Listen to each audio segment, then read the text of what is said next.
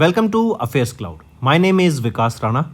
We are one-stop solution for current affairs. You can find Crack Current Affairs course on our application exclusively for current affairs, where you will get daily, weekly, monthly content on regular basis. Use the code Vikas10 and get 10% additional discount while purchasing the course. Also, students, follow us on Telegram and Instagram. The link for the same are mentioned in our description. This video has both English and Hindi. The first part is English and second part is Hindi. Timestamps are mentioned in the description below.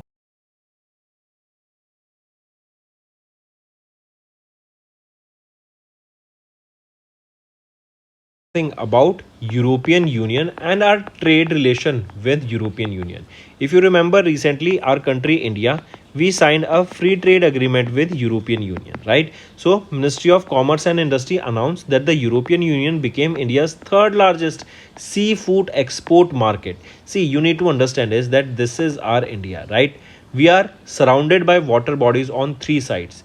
Bay of Bengal on the right, Indian Ocean, and on the left is the Arabian Sea. So this particular coastal belt is very beneficial for India, as we can do fishing, we can collect seafood, and we can export this seafood in large quantity to different parts of the world, right? And here we are the largest sea exporter, or we can say we are exporting the maximum to USA, then it is China, then it is European Union. So you can see India's third largest seafood export market during FY26 after USA and China is EU.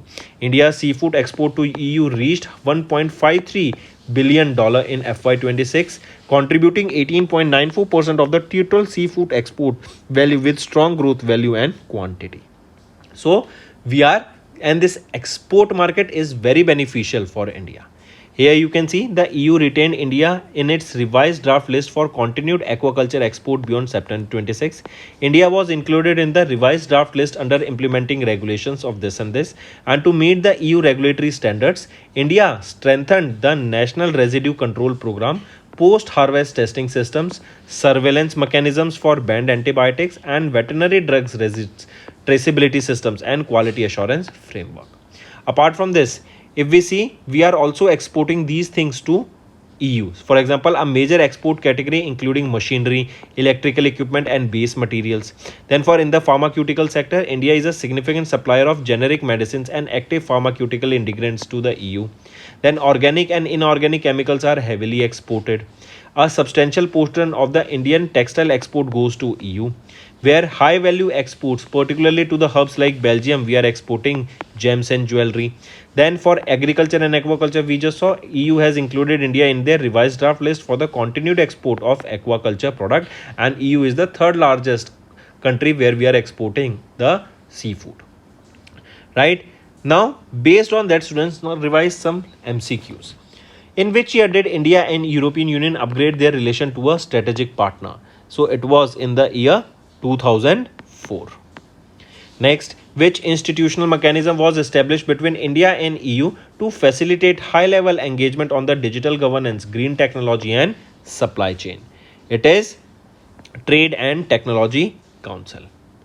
Next, according to the data released by the Press Information Bureau (PIB) for 24-25 fiscal period, the total bilateral trade in goods between India and EU stood approximately how much? It stood approximately $136.54 billion. Then fourth question, which of the following product categories constitutes the largest share of the EU's commodity exports to India? It is machinery and appliances. Next, the free trade agreement concluded between India and EU aims to eliminate tariffs on what percent of the Indian export value? So it is on what export value? It is over 90%. Next, under the market access concessions of the India-EU trade agreement, India agreed to reduce their import tariffs on European luxury cars from 110% down to what percentage within a capped annual quota of 250,000 vehicles? It was capped at 10%. Next, which EU country has rapidly ascended as one of the India's top European export destinations due to the strategic significance of the port of Rotterdam for refined oil and goods? It is the Netherlands. Eighth question, what is the name of the EU's environmental policy mechanism targeting net zero emissions by 2050 that acts as a significant regulatory talking point for the Indian metal and steel exports? The right option is carbon border adjustment mechanism. Next, the landmark free agreement concluded between India and EU represents which number in terms of completed FTAs signed by India and international entities? So it is, what is the right option here? It is the 8th between them. Then, according to the Ministry of Commerce, once fully implemented, the EU and FTA will directly affect approximately how many people globally? So, it will be affecting 2 billion people globally, and the trade between India and EU will be flourishing because of this. So, these are certain MCQ students. I hope the session was up to the mark and you have learned the important discussions or learned important key points that you also took note of. So, that's all for the day. Thank you and have a nice day.